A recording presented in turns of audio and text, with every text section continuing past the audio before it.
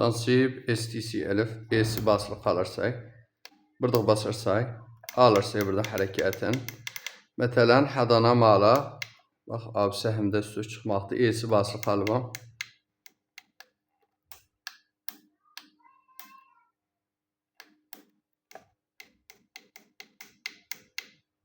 34 İkinci neşiyede F2 neçə farq dərəcə, yəni hər dərəcə 10 pointda. Özün 4 point elər o 3 olur o hərəkədə. F2'ya ənaq məsələn E'si basılı qalıq, allıq özün veririk. Yəni 4 dərəcə, 3 dərəcə geçdiyi ilə işlər. Əndiği ilə sağlığı ilə. S burada basaq mütəval.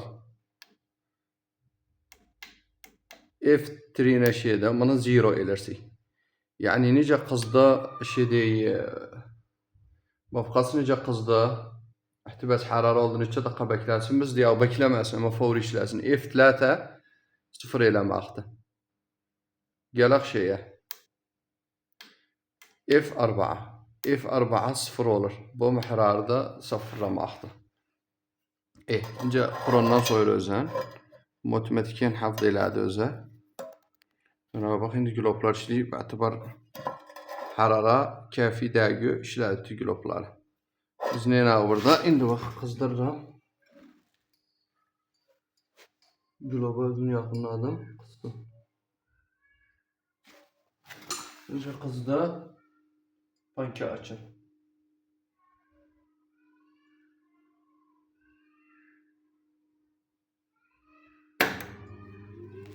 Panki açtı. Qızdığıyla panki açtı. Panki eləyəm burada. Təfriq, hərarə və ihtivası çıxartmaq maldır. Bax, necə sağlığı ilə indi globlar otomatikən işlər. Dərəcə hərarə 34 açtı.